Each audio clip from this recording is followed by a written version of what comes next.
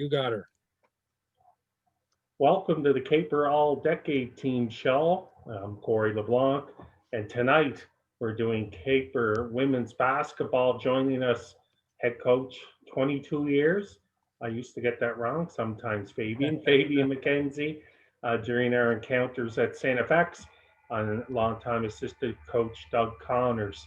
I know we've done Caper basketball, men's basketball, Caper women's soccer, and I know both those programs. There was a lot to choose for, a lot to debate, some fun debates, and this is a fun process, just to kind of give our fans a chance to remember and sink their teeth into the past decade, especially in the unprecedented times we're in now. So Fabian and Dub, maybe a little bit about how you brainstormed on the team and the process, the approach you took with it. Well, the first thing I had to figure out was which decade it was. It seemed all the years run together, so I said to Fabe, okay, from 2010 to 2020, who are these people? Which groups are we talking about? That's truth. Like, what years? He was like, what year? Who's in this? And we threw some names out, and I was like, no, we got to go this year's. So that's true. We batted it back and forth, and then I put the final 10 or 11 forward based on basically who won awards and who did that part. But there's a lot of fine lines to be picked, I think. So we were kind of weighing it back and forth, Corey, between, there's individual accolades and how much do we put on that versus how much do we put on great team success and what the team accomplished, right? So it kind of creates a fine line between individual stats. And for us, it's never really been about individual stats. It's about program success. So, it's cutting hairs there when you come down to trying to figure out which, the all decade 10. And that's reflective of, as you said, you're balancing the effect on the program, the individual accomplishments. But when it's all said and done, too, it shows having those, we'll call them, I guess, difficult choices or debates to have, that it shows the continuing success of the program. So that's key when it's all said and done. So we'll start in with our second team, and you went with I guess the starting five on the second team and a player off the bench, but we'll start. And as I mentioned, in alphabetical order too, I might say. Yeah, no particular order in terms of number one is, and we touched on that with both the other programs as well. Just random in terms of who we speak about first. I got to preface it. Sorry, Corey, I'm going to preface this a little bit because I know there's players all through the 22 years Doug and I have been together. But I know there's one or two on the first. If you said for certain situations on the floor, if you said, we need 5 to win, there's one of those second teams coming up on the first team, I would guarantee. Right. So like I said, it was hard splitting it based on personal numbers and whatnot. So sorry, go ahead. So we look at it that way. With these 11, you would definitely use your bench. It wouldn't be just 5. And the quote unquote bench would start. Yeah. So we'll start with one of your bigs that was with the program, I guess, trickled into this decade and part of her career with you in the previous one, Stephanie Topsikias. Cool. Steph's on there for a reason of a couple things, and it goes back to what Doug said. There's 3 players in our program history that came in and played 5 years together and were in 5 championship games. There's a lot to be said about that. And Stephanie's one of them, and she won 3 titles and came in with limited skills, came in with great mindset and want to be better. Just an amazing human being, And then by the time we finished, she was almost at all-star level in the league and was player of the game when we won a championship on our home court. She was the player of the game in that game. Just a phenomenal young lady who worked so hard and gave a ton back to the program. So I'll let Doug speak here too. Yeah, not much more to say. I mean, probably in the top 3 all time in an improvement in my eyes in university career from somebody who came in unheralded from a lower division, Ontario. And then, like Fabe said, she was just outside the top 10 for All-Stars in the league in her final year. And she logged a lot of minutes, a lot of tough minutes for Steffi. She was fantastic. And how She worked great really is that? hard And you for. touched on it. Oh, go ahead, Fabian. I Sorry. was going to say, of course, she worked so hard and gave so much. I went to watch her. She was Division 5 in the OBAs, which nobody should be a player there technically, but she was good enough, right? And I just wanted to echo one other thing on Stephanie was the fact that in her 4th or 5th year, she raised a ton of money for our Shoot for the Cure efforts by shaving her head, Yes. which you ask any young lady, right, to do that, and you're probably going to get 99 out of 100 no's. And Steffi stepped up and said, I'll do it. And it was big. It was huge. Raised a lot of money and showed who she was. So What I was going to interject, and you both alluded to it, and it must be such a great feeling when you see, as you said, someone come in and improve so much and see that evolution to go from where she was when she came in her first year to 5 years later. Just a shining example of what the hard work and sticking to it and putting the time in can result in. yeah, and man, it's like so much to watch these kids grow, and that's what we love doing. So she was one of the big ones. She grew a lot. Our next second team member, a Truro product, Nicole Works, and another one of your 5 years that just recently wrapped up her career a couple of seasons ago. Well, Corey, it seems like a couple of seasons ago, man, but it's a while. Yeah. It's a little while Yeah. now. Nikki would start in a game right now. If we needed a certain thing, she'd start. And like I said, she was like, it's tough to put her on a second team because of what she did. One of the toughest kids I've ever seen. Comes from great family, right? She had 2 great parents who understood what it was like to be an athlete. Her dad coached the college game too. But they understood and so supportive of what we did. I could speak for probably a half hour or more on Nikki, what she did for us, but always came up with a big shot. She was like Robert Ory in the NBA. When we needed a big shot, she was hitting a big shot. She might go, 1 for 9 the first 28 minutes and then makes 2 or 3 big ones. But tremendous defensive player there in our conference. It just gave us everything, right? And was just a great teammate again, great leadership, all around great everything for us. She was again, she came in and played 5 years, 5 championship games, 3 titles. A lot to be said for that. Yeah, ultimate competitor. Nobody had probably a greater competitive edge than Nikki. You don't always see that in the person when you see them off the floor, but when it came time to play, Nikki was all about getting the win.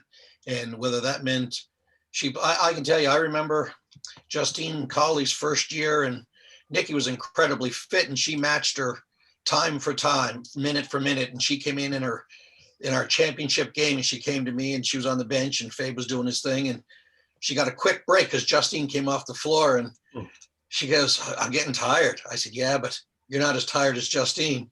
I said, because, she had done the work early, and I think she held Justine. She had a great fourth quarter there, and it propelled us to the championship. She did a great job, always super fit. And but again, the stubbornness with the competitive nature sort of put her over the top to be a great defender. We'll move on, and one of the current players, the current player on this team, Mackenzie Ryan, who is really talking about and came in, of course, as a high-end recruit from Blaze Bay, of course, as we know but maybe we should say now, John Ryan is her father, not she's John Ryan's daughter. I guess she's made such a name for herself, but she's really, again, that evolution, and now will interrupt it this year, but heading into those to that senior season is going to be a key for your program, continuing that way. Yeah, Mackenzie is just like a lot of kids in our program. Doug and I have a philosophy and a development plan that works. We're not trying to be arrogant and say we're, the Phil Jacksons or the Greg Popovichs of the world, but the plan we've had work for a lot of people, and the same pattern worked for Mackenzie. Come in and learn how to play at this level, learn how to adapt, everybody said she wasn't fast enough, she wasn't big enough, she was all these things, but she's a deadly 3-point shooter right now. I remember in her first year, she went by a girl on an opposing team, and the girl was like, "Whoa!" and Mackenzie flew by her. So she's got more speed than people think.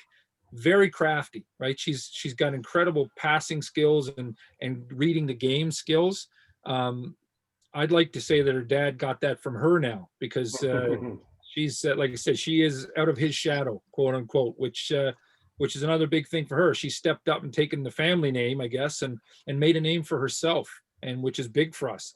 But has been a great leader. She's been putting in all kinds of time. She's a competitor. She wants to get better, and off the court, like in the classroom, is like 90 whatever average. It's like huge. So great student, great athlete, great person. She's been doing great things for us. Yeah, I think I can remember her coming in her first year, and I think Fabe and I were both taken back actually at her speed and her level of fitness, because you don't see it as much in high school. It's a different level. She played 40 minutes pretty much every day if it was you needed. And then we came in and we did our beep test in the fitness, and she ran like an 18.4 or something. And, you know, the only second only to Allison Keogh, I think, at the time, who did a 19 or something like that. But we started scrimmaging, and she took off and ran a couple times. And I looked at Fabe and I said, I don't think either one of us had any idea she was quite that fast. And she's used that speed and hard work in her competitive nature. And she's worked on being steadily improving every year. And, you know, it's reflective in her stats, but it's also reflective in our team success. As she gets better in the later years, our team's getting better too. Natasha Roach, guys. Tasha Roach. You wouldn't find her name on a lot of individual awards, like, you know, first team all-star, those type of things, but we wouldn't have had some of the success we had without her. Sometimes now, Tasha, honestly, if she was here in the room, she would laugh at this with us. We say sometimes she took shots she wasn't supposed to, and she thought she could make a lot of shots she couldn't at the time. But another player who grew, right, and she grew and grew and grew and became a better shooter. But with Natasha Roach, it was the intensity, the all-out intensity. It was the defensive effort. It was literally happened in the playoffs. If I have to punch somebody in the face to help my team win, I'm going to do it, which happened when somebody tackled their teammate and she punched them. But it's just the intangibles, the diving on the floor for loose balls, rebounding, running, getting physical, anything that needed to get done, she did it. And again, like a favorite of mine for sure, just for the person she is, just a tremendous person. Yeah, just kind of echoing Fabe's comments there. She was on the floor more than paint. There's a loose ball, she was on it. If there was an altercation, she was in it. She guarded tough. You know, not the very best athlete we've ever had, but you'd never know it by how hard she played and put in an effort on the defensive end. And, you know, like Fabe said, struggled to shoot it early, but she put a lot of time into her own craft, and she got in and got all the extra shots up on top of work she does with coaches, and made herself, you know, a pretty reliable player there on our championship team. Valentina Bramossi. Val. Val was in there just for her leadership and stepping up in big games. There was some games during regular season time where she would look average at best. And again, not the best athlete in the world. She knows that, and we're not, you know, being mean to her there. She wasn't the deadliest shooter in the world, but for taking control of the floor, and in our last championship win, she led us in scoring that day. You know, hit a big three down the stretch, but controlled the tempo for us, organized the offense for us. You know, taught us some good Italian stuff along the way, but she was just good at a lot of things as a point guard. She was just really steady and a good team person for bringing the girls together, right? And funny all the time, because sometimes things would get lost in translation, and she would just tell you how it was sometimes. So I thought it was pretty funny. But again, a good competitor, and like I said, she helped us win a lot of games. Yeah, she was a steady all the time, but a big game player. You know, those kids, I shouldn't say kids, those players who can step up in the moment and be their best in the biggest situations. You know, those kids get you a lot of wins, make you look smart as coaches, even when sometimes you mightn't be at your best. But they, she goes up, those ones who show up, she always showed up in the big games. You look at all of our big games, championship games, playoff losses, all of them. She's right up there on the top, great floor general, and found her ability to score when it needed. Tanira McClurkin. Oh, Tanira. She was 5'2". We used to say 5'2" and 100 pounds with rocks in her pockets. But Tanira came in, won a championship with us. Incredibly tough, gritty, fast, could make outside shots, could break people down and get to the rim, could push the tempo for us. But more so for me, and big reason why I would put Tanira in here, she was an all-star in our league type thing, but Tanira took us through our roughest time in this part of our careers. We had one down year where we didn't make the playoffs. I had made a couple of bad choices on people to have in the program, and that's what coaches do sometimes. And we went through a really bad year, and Tanira took us through that. She carried us through the gap between some great players leaving, like Nikki Works and those kids, into the Allison Keogh era kind of thing. And she took us through that point with all kinds of toughness, commitment to the program, just wanted to be good. And Tanira really used this to her advantage. She came from Baltimore and used this opportunity to help get a degree and go back and try to make a difference in Baltimore. But she was just great for us, leading scorer when she was here. And when the young kids come in, a couple that are on the first team, and then Tasha Roach, one, she helped guide them along. And that was great for us. Yeah, quiet leader, like Fabe said, came in, always fit, looked after herself. Big adjustment coming from Baltimore to Sydney, Nova Scotia. Did it seamlessly, fit right in. Never looked like a fish out of water. Like Fabe said, it was a lean year that year, but her attitude alone would set her in. She could make the top 5. It was just about attitude.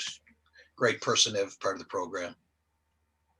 And an example is you guys talked about that everything not measured by statistics, although she had strong statistics as well, but those intangibles, like you say, being that leader, especially bridging those years, that's something you don't see in on an AUS list of record holders, but just equally as important as those type of statistics. So just to recap for everyone, our second team, the Caper women's basketball all-decade team: Stephanie Choxapias, Nicole Works, Mackenzie Ryan, Natasha Roach, Valentina Promosi, and Tamara McClurkin. So guys, we'll move on to the first team, a strong 5 to say the least, and we'll start with Jalika Kernan. Well, we'd win a lot of games with that 5. I know that. And we'd win a lot of games with some of that second team too. But like I said, bringing some to the first team, we'd still win a lot of games. There's not much drop between first and second. But Jalika was, and again, this is an award-based, not to knock Jalika in any way, but this is award-based. She had won a bunch of awards as well, and she had the numbers to be an all-star in our league. Jalika came in, and I have to share the story of recruiting Jalika, because I went up and I talked to Jalika and I wanted to get her in here. And it was a year when kids could go back to grade 12 in Ontario or go back for grade 13, that whatever year it was. And I thought Jalika was going to come to our school. And so she said, I'm going to go back to school. So for another year. I said, okay, great. So I go up the next year to follow her along, because I've been following her all year. And every coach in the gym was asking about number 8 on this Toronto team. And I said, she's going to the States. She already told me she's going to the States. So everybody was like, she's going to the States. So I was telling everybody that would listen to me, hoping they wouldn't talk to her coach, because I knew Jalika was wanting to come to us. So I tried to get them off her track, and it worked. But Jalika came to us and was phenomenal. She sat out part of her first year with a meniscus injury in her knee, but developed into a really tough competitor. She learned how to be a good player and how to be a good competitor. Like Jalika had a serious asthma issue, never ever took a section off of practice and said, I can't do the conditioning or anything like that. She never did that. So she wanted to be a competitor, and she, was a good shooter. She could get to the rim. Very, very quiet leader, very, very quiet. And again, for Jalika, from my side, I look at it, she did a lot on the court, but Jalika came here, and when she got here, she learned that she wanted to help young kids. And she's back in Toronto now, that's her job. She's helping young kids. She's impacting young kids up there. So all kinds of great stuff about her. And another one, Yeah. she came for 5 years, played in won 3 finals, played 5 and won 3 championships. Sorry. So Yeah, just going to say that, Fabe. One of those 3 players came here and 5 championships or 5 final games in 5 years, and along with the other 2, she, like Fabe said, the only thing separate, she had a little more on the personal accolades, first team and a second team All-Star. Missed part of her first year, but after that, really developed, learned how to push herself probably harder than she ever had to. For some kids, the game's rather easy in high school and it's not quite as easy at our level, but she really learned to work and learn to get more out of herself. And I think that's what kind of put her over the top for her career. She became just a much better competitor. Colleen Keene. oh, how long do you have? Colleen Keene is, if you were to reach into our last championship team, and you were to reach into the team every year that she played here, if our team was a body, she was the heart. There was no other way to put it for me. Incredibly tough young lady. She developed her shot. That was her biggest weakness, was her shot. She developed it. But again, a big game player showing up. She's going to rebound. She's going to score. Like, she was playing inside at 5'9". And, everybody said she was 5'10", 5'11". She was 5'9", and she was playing inside. Wonderful human being, comes from a great family and everything. So just amazing young lady, but tough. Again, loose balls, rebounding, whatever we asked her to do, it didn't matter. Colleen was stepping up to get it done. And just like I said, she was the heart of what we did. And man, I just impressive when we missed her when she's gone, but she's another one who's going back to impact young people now, coaching in Ontario. So amazing young lady. Yeah, Colleen was is the ultimate utility knife. We played her anywhere from the 2 spot, 1 at the occasion, through the 5. Probably my favorite thing about Colleen that I remember that stands out is her first year. We had a game. We played Dal, actually, and Tessa Stamberger had her way with her inside. She didn't really, first couple of practices, wasn't putting in the same focus on the post defense we were talking about. They thought they had it figured out. She had a rough game. That week, she comes to my office. As soon as we got back, sat down, Coach, I want to watch film. That can't happen again. And from that point, made herself a very good post defender. Never ever had those games again where she felt like she was the weak link. And to go on top with it, she really, really spent a lot of time. She changed her body and changed her fitness level after her first year. And then I don't know if anybody's logged more minutes for us after that, after the 4 years. And off and running, like Fabe said, though, the ultimate utility knife. She could do it all. Yeah. And a great person. With her too, to share, Corey, like, people look at all the magic that coaches draw up. We're playing to get to the final. The year in 2016, we played St. Mary's in the final. We had lost. Allison Keogh broke her foot. But the day before, to get into the final, we had to play Acadia. Last second play, and everybody's like, "What did you draw up?" And I said, "Hannah, you do this and just get out of the way." I told Hannah Brown, "Just get out of the way over there." I said, "Just get Colleen the ball here, and she's going to take care of it." And that's all. Like, everybody's saying, "What did you run with?" There's what we ran. Get out of her way, get her the ball. She scored it. We won. So we roll with it. The genius. That's it. Carrie Everett. Oh boy. Amazing student athlete. Like, you're talking, 97 average coming out of high school, or 97 and a half, whatever it was, and maintained close to that in university in a science program. Our team captain while she was there. I recruited her because of how stoic she was on the floor. There was nothing that phased her emotion. There was no high, no low. It was just balanced. And that's the way she played it the whole way here. Another person who won 3 championships with us. She's just tough, just 5'10", undersized, but could score, could rebound. And again, another one of those great leaders, quiet. And she would come to my office and sit down with me and say, "What can I do more?" And she would say, "How do I help this person? How do I help that person? What can I get?" basically, how can I get them to work harder? What can I do to help them be better? And always concerned about everyone on our team and how to make them better. Like I said, for 5 years, what a joy to coach for 5 years.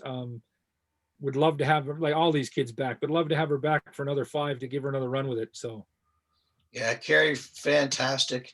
Like Fabe said, undersized, played inside. Kind of old school when it came to the post. She really had two moves. That was it. Two dribble, jump stop and score, or maybe a little up and under and score. That was her game. But boy, she could do it well. I mean, I would credit Carrie in her career. Rarely anybody would play zone against us, and not because we shot it so well from the outside, but if she caught it in the short corner or the high post, we scored at a high percentage of the time, enough that people didn't even bother playing zone against us. We rarely had to prepare for it because she was such a beast inside for 5'10", just scored at a super high percentage. And then, like Fabe said, all the intangibles, just so smart on and off the floor. It was real easy to coach. The second of our K Breton products, joining Mackenzie Ryan, Hannah Brown.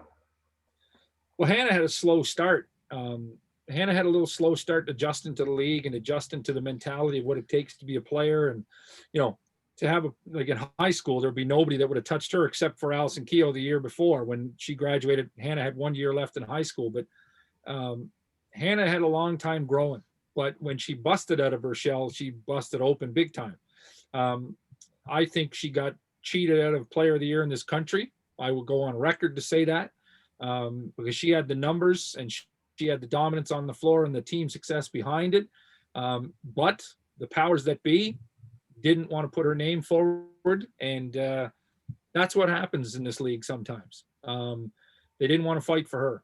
But she had like there was nobody better in our league in the country her final year. She was just killing everybody. And inside, outside, became a good 3-point shooter, became a dominant rebounder. Inside, she, again, limited too. She had limited moves when she first started and then started to develop them. But she's another, good product. Came from great family in the North Side, good basketball program in the North Side. And then rolled into our program and became, like I said, really good and was MVP of the league. So I guess you can't shy or say anything bad about MVP of the league. No, one thing about Hannah, super physical, played the game really hard, worked on her craft, stayed fit all the time. But the one thing I liked about Hannah that you'd like to bottle in all young players is she came in her first year and didn't really play much to the end of her third year. And she kind of knew that was the deal because she wasn't quite ready. And the team was in a good place and she was working hard at it, but she didn't complain about it. She continued to work on it. And like Fabe said, then when she got to that level and she broke out of her shell, she was there to let everybody know of all the hard work she had put in to get there. And she made the best. And it really, her fifth year was a season for the ages, and the clip she scored at on the floor was incredible. She was unstoppable by one person. Nobody played her one-on-one. It was always double teams, the whole 9 yards. Really, really solid effort in working on her game from year 1 through 5.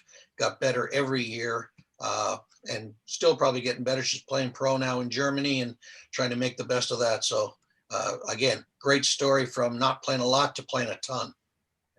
The other thing I'd say about Hannah is, I'm sure there were days that was my fault. I'm okay with that. That's what head coaches deal with. But Hannah came all the time, Corey, and like she would come and say, "How do I get better at this? How do I get better at that?" And then Hannah's biggest transformation was off the court. And I would echo like what Doug said, for all the young players to look at a lot of the things she did, but her biggest transformation came off the court when she said, "How do I become better mentally prepare myself for this game? How do I become better emotionally to control my emotions and be ready to play?" And we talked for hours and hours and hours, and she put a ton of time into herself. So she's self-made in that regard. It wasn't always, my fault. And again, like I told her, I said, I'm okay to be the villain sometimes. That's all right.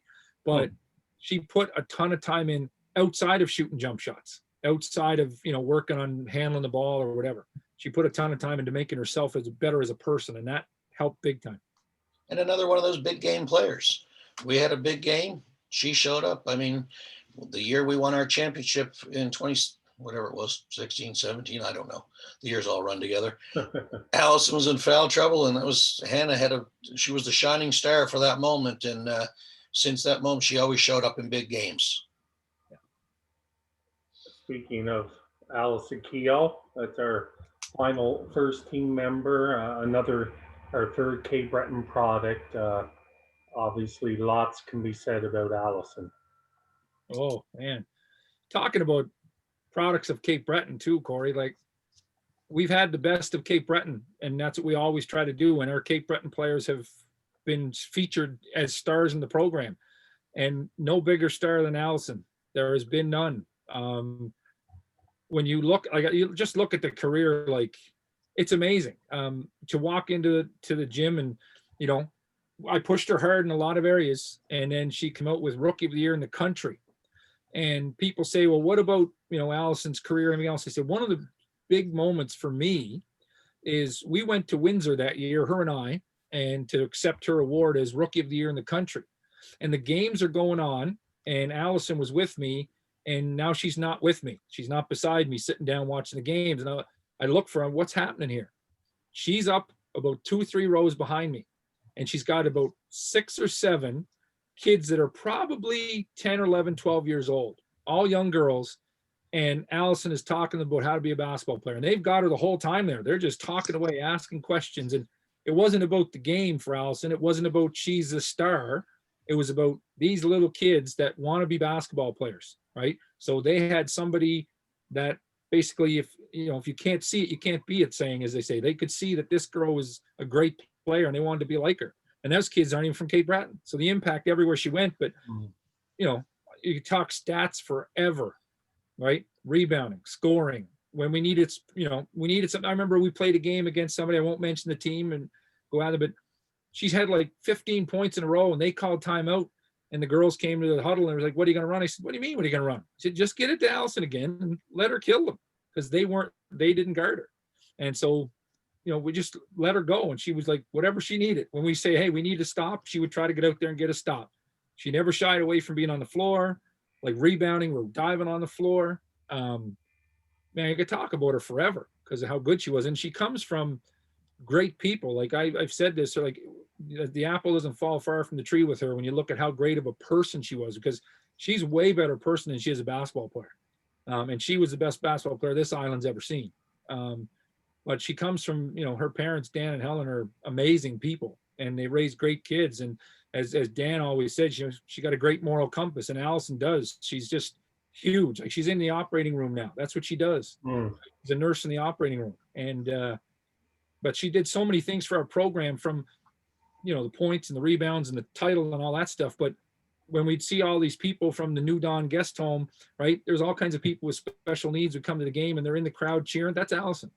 She built the relationship with them and took our team down there, do all kinds of fun and games and dance and karaoke and all those things with them. And they'd come to the games. And it's amazing just to see the impact she had on the community. And all kinds of kids want to be Allison Keogh. I've got kids now from across this province who know her that want to be like her, which is amazing, right? It's like I said, I could talk forever. I'll let Doug talk about Allison a little bit too. I could talk forever on her. She was the best we've ever had. Yeah, I was going to say, it's kind of hard to say new stuff, but the greatest Caper varsity athlete, in my opinion, I've been around a long time. On the court, speaks for itself. Academic All-Canadian, community service, did it all. And for a star player, probably the most selfless superstar you'll ever see. Truly, she was one of those people that it was all about winning, never about a personal award, never anything personal. Always about team success, always the first one to help her teammates, do anything for anybody, drive them everywhere, take them everywhere.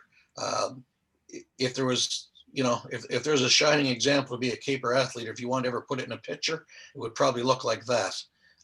Allison meant a lot to our program.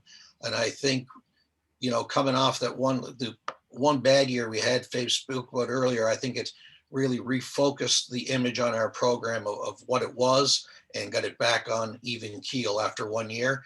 It was just reestablished almost single-handedly. I mean, with her teammates, but just her presence. And she made everybody around her be a better player and probably a better person, and probably made us better coaches, better people for sure. True example of what it is to be a varsity athlete. Yeah, Corey, if I could share one little story with her too, and I've shared with people before, to sum up who she is. We're playing Memorial in the playoffs. The year we won the championship, 2017. We get in that little tussle we talked about. Natasha Rhodes gets tossed out of the game. Fifth year, she gets thrown out because she got in a little tussle. So she automatically has to sit the next game, right? So we're going to the locker room, and Doug and I are talking about it back and forth. And so we know that we don't have Tasha the next day. Got a tough game. You got to get through somebody to get to the final. So we get to the locker room door.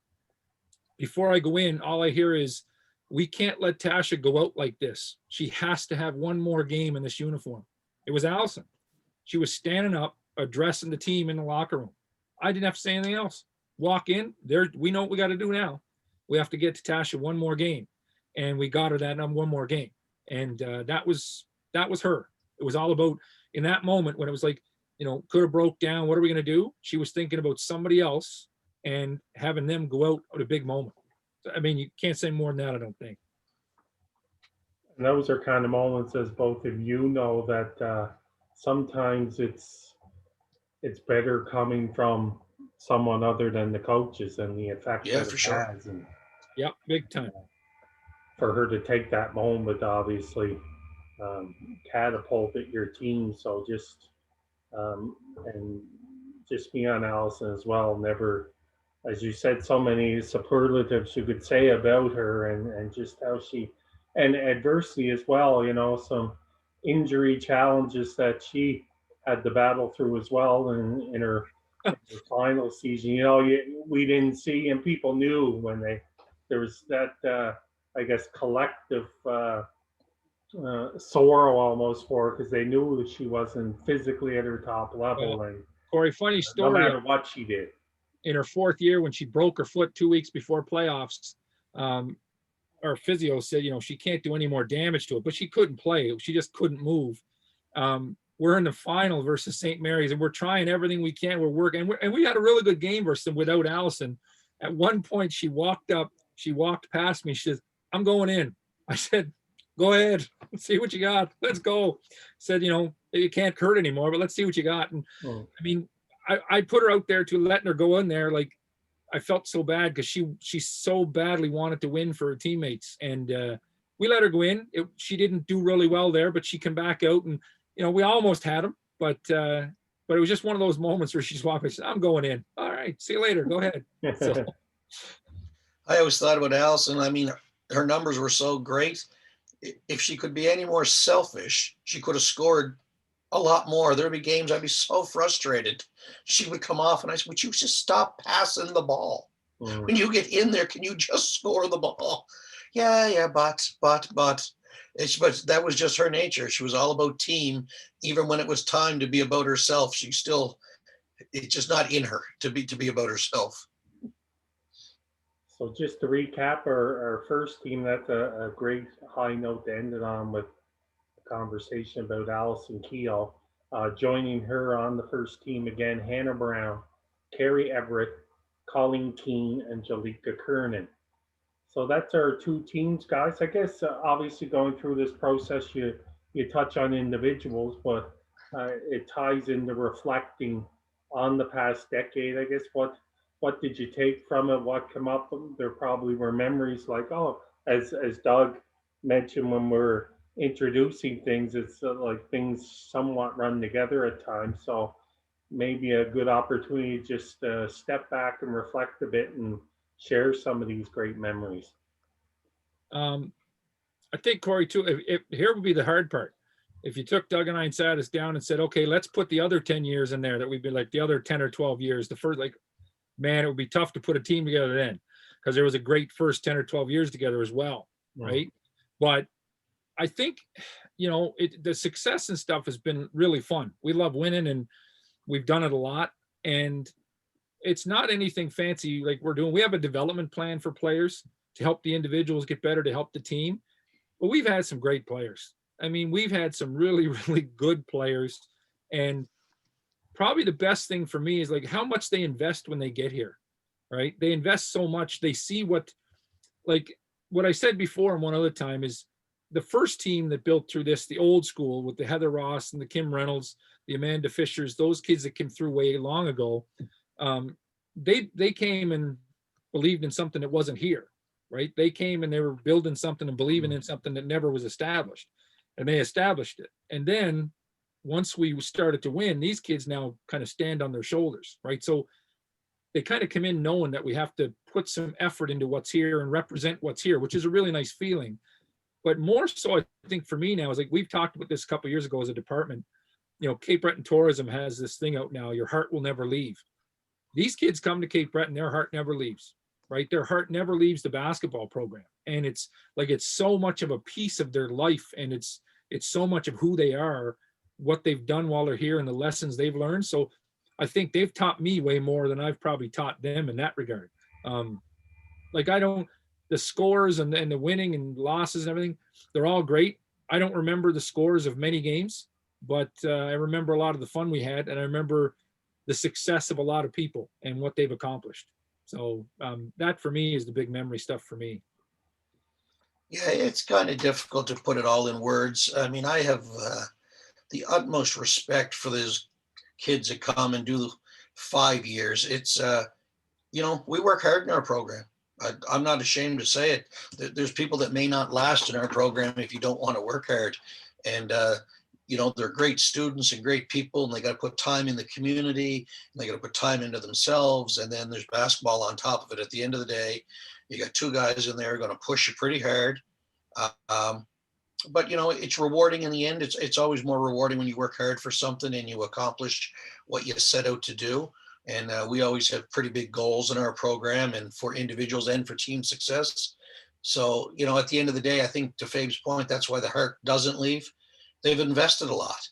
We invest a lot in them, but the return investment, and like Fabe said, and then the biggest part is developing and recruiting, because if there's a coach out there who thinks it's about them and that you can't win without good players, you might be in it for the wrong reasons. It's all about the players. Good. You want to be a better coach, you get better players, or make better players.